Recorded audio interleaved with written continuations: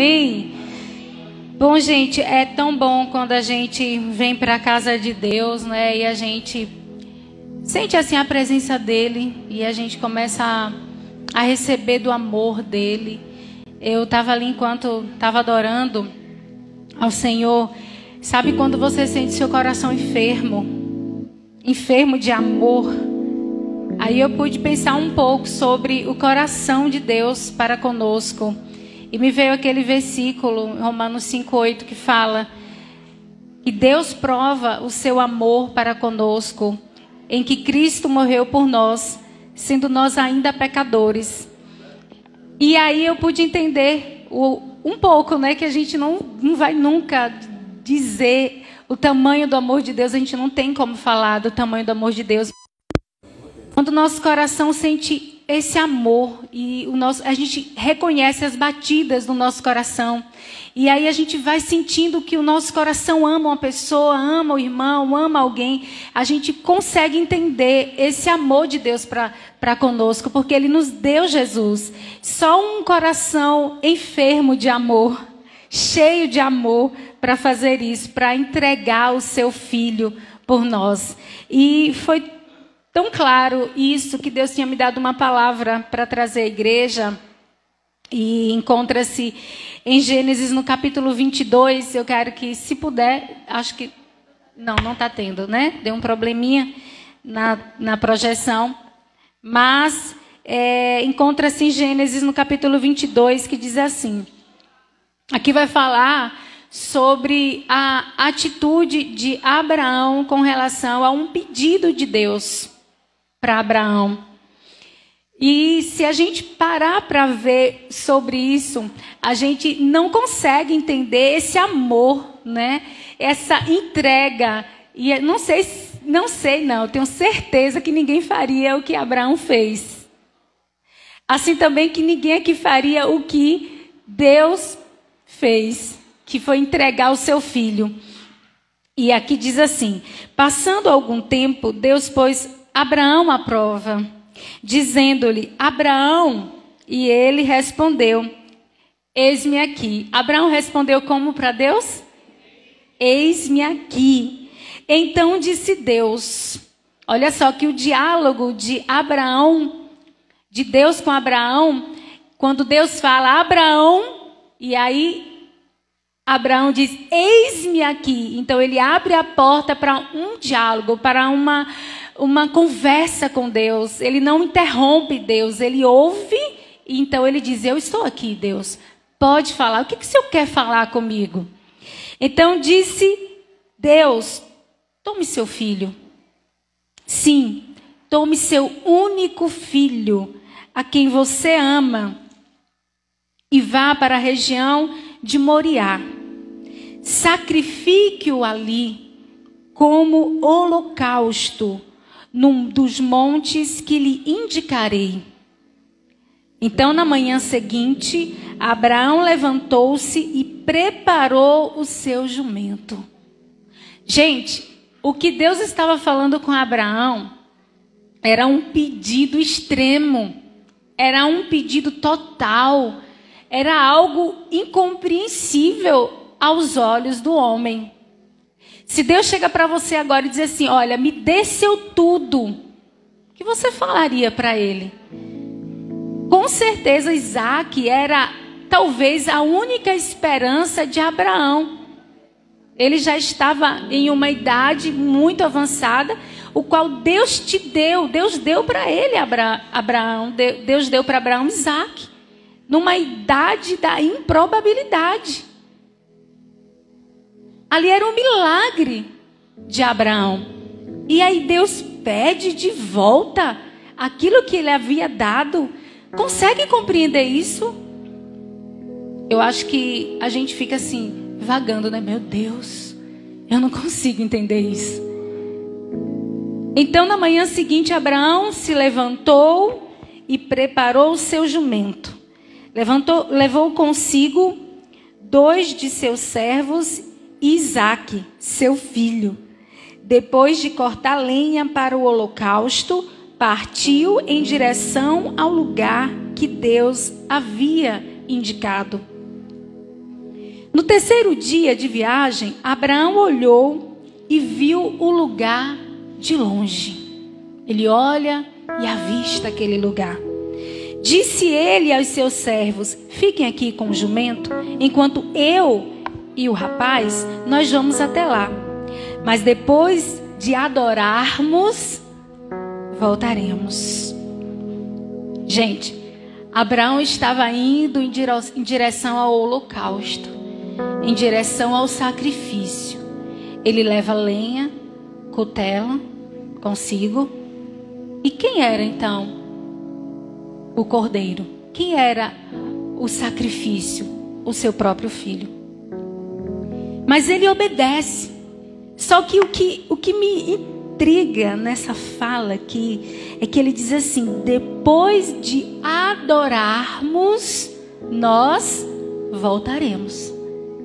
Se ele vai levar o filho para o sacrifício, como é que ele volta com o filho? Vai voltar com o filho morto? Lá ele deixaria para o sepultamento, né? Mas ali estava a fé de Abraão. Eu vou. Mas depois de adorarmos, porque a adoração envolve sacrifício. Gente, a adoração envolve renúncia. Você consegue entender isso? Adoração envolve você renunciar muitas vezes a áreas na sua vida que estão lá obscuras, que você precisa entregar no altar de Deus. Talvez alguns sentimentos que estão prendendo a sua alma. Você quer adorar o Senhor, mas você não consegue se sentir livre porque tem áreas que estão presas. Então a adoração envolve sacrifício e renúncia. Então eu vou e nós vamos voltar. A gente volta. A gente vai, mas a gente volta. Abraão pegou a lenha para o holocausto e a colocou nos ombros de seu filho Isaque. E ele mesmo levou as brasas para o fogo e a faca. E caminhando os dois juntos, Isaque disse a seu pai Abraão: meu pai? Sim, meu filho, responde Abraão. Isaque pergunta: as brasas e a lenha estão aqui. Mas onde está o cordeiro para o sacrifício? Onde está o cordeiro para o holocausto, meu pai? Aí Abraão responde: Deus mesmo há de prover o cordeiro para o holocausto, meu filho. E aí os dois continuaram a caminhar juntos. Quando chegaram ao lugar que Deus lhe havia indicado, Abraão construiu um altar e sobre ele arrumou a lenha. Amarrou seu filho Isaque e o colocou sobre o altar, em cima da lenha. Então estendeu a mão e pegou a faca para sacrificar seu filho. Mas o anjo do Senhor o chamou do céu: Abraão, Abraão, eis-me aqui. Respondeu Abraão: não toque no moço, disse o anjo. Não lhe faça nada, porque agora sei que você teme a Deus, porque não me negou nem seu filho, o seu único filho. Abraão ergueu os olhos e viu um carneiro preso pelos chifres no arbusto. Foi lá pegá-lo e o sacrificou como holocausto em lugar de seu filho. Abraão deu então àquele lugar o nome de O Senhor Proverá. Por isso, até hoje se diz no monte do Senhor, que provê todas as coisas. Pela segunda vez o anjo do Senhor chamou do céu Abraão e disse: juro por mim mesmo, declara o Senhor, que por ter feito o que fez, não me negando seu filho, o seu único filho, esteja certo de que o abençoarei e farei seus descendentes tão numerosos como as estrelas do céu e como a areia das praias do mar. Sua descendência, Abraão, conquistará as cidades dos que lhe forem inimigos, e por meio dela todos os povos da terra serão abençoados, porque você me obedeceu. Então voltou Abraão a seus servos e juntos partiram para Berseba, onde passou a viver. Meu Deus. Eu pude escrever algumas coisas aqui porque isso me impacta muito. E como eu disse, que talvez a única esperança que Abraão tinha do seu futuro estava ali, no seu sacrifício. Isaque, seu filho. E naquele percurso, com certeza, que Abraão pensou muitas coisas. Com certeza houve vários conflitos, mas ele estava determinado. Ele estava determinado a obedecer aquilo que Deus havia lhe proposto. Então, Isaac indo com seu pai, porque ele já estava acostumado, era comum na vida de Isaac fazer sacrifícios. Então sempre ele ia com seu pai sacrificar. Mas naquele dia o sacrifício era Isaac. Então como ele tinha costume de levar a lenha, de levar o cutelo e de levar aquilo que seria sacrificado, ele olhou e não viu. Será que na cabeça dele também não passou o sacrifício sou eu? E ele foi andando. E eu fiquei imaginando, pensando, tudo isso. Eu disse, a obediência de Abraão, a entrega de Isaac. Mas Deus prova o seu amor para conosco, em que nos deu Cristo Jesus, sendo nós ainda pecadores. Esse é um amor enfermo, é um coração cheio de amor. O amor fala de renúncia, fala de doação. O amor fala de entrega, o amor fala de totalidade, o amor fala de inteireza. O amor não tem divisão. O amor é inteiro, o amor é íntegro, o amor é total. Então, Abraão está ali, prestes a ser sacrificado. Naquele lugar foi chamado Deus proverá. Jeová Jirê, o Deus que provê. Nós só vamos provar do Jeová Jirê se nós nos colocarmos em sinal de obediência. A obediência, ela atrai a bênção. Aqui ele diz assim, porque você fez isso, esteja certo. Olha, Abraão, mais uma vez eu digo, porque você fez isso, esteja certo.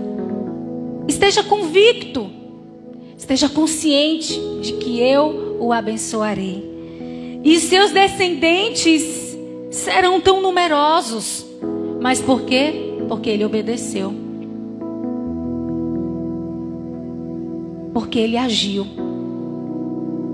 Porque ele foi determinado. Porque ele não deixou que naquele caminho de obediência ele fosse corrompido. Que às vezes a gente até começa bem, mas no meio da caminhada a gente se corrompe. Às vezes a gente tem boas intenções, mas no meio da caminhada a gente deixa que o maligno nos afete. Então ele estava ali se protegendo. Olha, fica aí. Talvez ele não quis nem que ninguém fosse, porque nem todo mundo estava com o coração que ele tinha. Às vezes vai ter ações nossas que terá que ser só nós e Deus. Consegue entender isso? Algumas coisas você vai fazer, é só você e Deus. Ninguém precisa saber. Porque o seu coração está limpo, mas às vezes algumas pessoas estão com o coração dividido, corrompido. Então ele vai, fica aí, nós vamos e a gente volta. A fé de Abraão não foi frustrada. Abraão e Isaac consagram então e voltam. E voltam juntos para casa. Querido Deus, muitas vezes nos põe à prova para nos provar o quanto nós amamos. E se eu não posso entregar aquilo que Ele me pede, eu também não posso servi-lo. Abraão, agora eu vejo. Veja só, Abraão, o pai da fé. Abraão, agora eu vejo. Ele foi colocado à prova. E eu sei que tem muitas coisas na nossa vida que a gente precisa, em alguns momentos da nossa vida, que Deus nos coloque à prova. Que Deus nos chame para perto. Que Deus nos coloque para o lugar devido. Que Deus, como eu falei na semana retrasada, semana passada, nos reposicione, nos redirecione, sempre para o lugar devido. Sempre para o lugar da obediência. E nessa noite o Senhor nos chama. Nos chama para o lugar devido. Querido, não é apenas sua oferta, não é apenas o seu dízimo. Porque a gente poderia nem falar nada. Olha, agora vai ser o momento da semeadura. Traga aqui seu melhor. A gente não precisa falar nada. Mas Deus permite que sempre venha uma palavra para o nosso coração para trazer talvez cura. naquela área da nossa vida. Talvez uma cura brote agora. Talvez você consiga girar uma chave na sua vida. Que chave seria essa? Talvez algumas coisas precisam acontecer para que você possa compreender que Deus não é apenas aquele que está aqui para dizer, olha, eu quero o seu dinheiro. Não. Deus quer o seu coração. Mas Deus prova o seu amor para conosco. Ele provou. O amor de Deus foi não só com palavras, foi com atitudes. Quantas vezes a gente sabe, a gente passa anos e anos dentro, né, vivendo, convivendo, mas não sendo. Deus nos chama hoje para não apenas estar aqui, mas para a gente ser aquilo que Ele nos chamou para ser. Nós somos igreja e por sermos igreja nós nos comprometemos com Ele. Nos comprometemos com o altar dEle, nos comprometemos com a vontade dEle, nos comprometemos com a obediência, nos comprometemos com sua vontade, para que a gente possa então provar da sua vontade, que é boa, que é perfeita, que é agradável. Queridos, a fidelidade é algo nobre. A Bíblia diz que ao fiel te revelas fiel. Ei, deixa eu lhe dizer uma coisa. Ao fiel, ele diz, eu vou me revelar fiel. Gente, é bom ser fiel a Deus. Agora sabe, você vê Deus sendo fiel a você em tudo. Deus foi fiel ali com Abraão. Abraão foi fiel com Deus. Aí Deus diz, pronto, chega, eu sei que você me ama. Agora eu vou ser fiel a você. Quantos fiéis tem aqui nessa noite? Quem ama Deus acima de tudo? Que não coloca o dinheiro acima de Deus, que não tem problema quanto a dizimar, quanto a ofertar, que já compreendeu isso, e que seu dízimo é apenas uma obediência ao Senhor, porque você também entende que da forma que você faz aqui com Deus, Deus também vai agir com você. Sim, Deus é nosso amado, Ele é misericordioso, sim, com certeza. Só que Ele quer nos ensinar, Ele quer nos livrar de muitas coisas, e o dom da liberalidade é algo tão lindo. Ser liberal. Eu estou falando aqui, a pessoa está ali já doida, deixa a pastora terminar logo porque eu quero já devolver meu dízimo. Isso é liberalidade. Só que às vezes tem outro ali dizendo, oh, meu Deus do céu, já começou. Consegue entender? Então estava Jesus entre duas partes da humanidade. Jesus estava sendo crucificado entre um ladrão e outro. Um estava ali já olhando para o Jesus crucificado, Jesus morto, e dizendo, eu quero estar no paraíso. Então podemos estar às vezes assim, entre eu quero entregar o meu dízimo, eu quero ofertar, eu quero, na verdade, olha, pastora, tem gente que vem assim para mim e fala, eu não devolvo meu dízimo, não é porque vocês falam de dízimo, eu não oferto, não é porque às vezes vocês falam que a igreja está até precisando da oferta. Eu preciso dizimar, pastora, eu preciso ofertar, pastora. Tem gente que chega, olha, vou ser sincera para vocês, tem gente que puxa assim e diz, não vai fazer uma campanha não? Por favor, eu quero. Eu digo, então vai, irmão. Deus está lhe chamando, vai, faça. Também não espere que a gente fale aqui. Faça. Porque é para Deus. Mas Deus prova o seu amor para conosco e nos deu Jesus. Sendo nós ainda pecadores. Ele provou o amor. Aí Ele chama Abraão para provar. Não vamos brincar de ser cristão. Aqui está também a sua resposta, porque o culto é a sua resposta também para Deus. Então, eu vou lembrar aqui que temos 2 meses aqui. 2 meses aqui? Cadê Lourdes? Lourdes sabe. Porque seu cartão venceu. Então, Lourdes, eu vou... Quando nós entramos aqui, foi um grande desafio. Desafio de mudança, desafio da gente ter que pagar lá e começar no novo local, né? Desafio de pintar aqui, de arrumar. Tava bem lindinho, mas a gente teve algumas coisas para fazer, mas também ter que pintar lá. Desafios. Desafio de deixar tudo bem lindinho, como a gente gosta. Desafios. E aí, meu Deus, eu tenho uns sonhos meio que, né? Eu quero tudo bem lindinho, vamos botar o carpete, mas a gente está sem condição. Aí Lourdes, não, eu nem sabia, quando eu olhei o carpete já estava aqui, pegou no cartão dela. Eu disse, amém. Aí o outro foi, eu coloco a parede no meu cartão. A gente já pagou, graças a Deus. Mas aí venceu o cartão dela. E aí eu disse assim, eu vou compartilhar isso com os irmãos. Eu vou compartilhar. Por que eu vou compartilhar? Porque é para o benefício de todo mundo. Todo mundo também quer participar. E muitas vezes a gente assumia muita coisa e a gente deixava que vocês também vivessem esse prazer, essa alegria de colocar alguma coisa na casa do Senhor, de ser feliz em dizer, olha, eu participei. Porque até hoje eu lembro da minha ajuda lá na PIB. Até hoje eu lembro. Não é nem mais a PIB lá, agora é a Igreja Mundial, que eles venderam e compraram lá em outro local. Mas eu sei que eu ajudei a colocar o piso naquela igreja. Isso tem mais de 24 anos de idade. E eu tenho alegria em saber que eu ajudei naquele piso. Imagina quando a gente começar a construir, não é, Erivaldo? Todo mundo na alegria em poder, vamos ajudar, vamos fazer, eu quero construir, eu quero colocar a pedra fundamental, eu quero também estar ali, eu quero, pastora. Tem tanta gente que nos pede para começar essa construção, gente. Isso é lindo. Então a gente entendendo que Deus está chamando o povo para isso, não é? Então,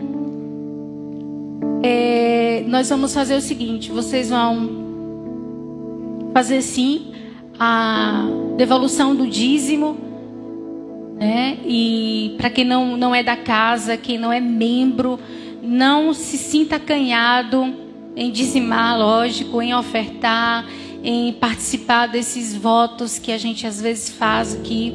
Vocês não precisam fazer nada, tá? Vocês só precisam estar aqui com a gente, adorando, nos amando e seguindo. Amém?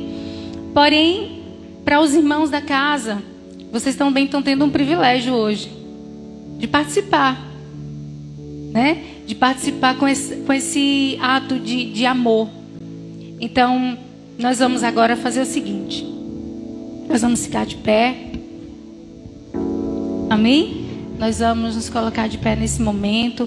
E vocês vão receber um envelope. Tá? E assim, se você trouxe o seu dízimo e sua oferta, é algo normal do que você ia fazer, tá bom? Mas você também pode pegar o seu envelope. Tem alguns envelopes aqui na minha mão.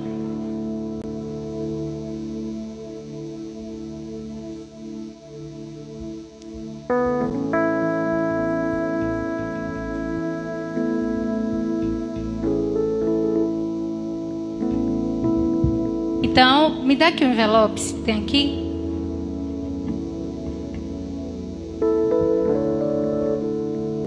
Vem cá, Ladiane, vem cá, fica aqui.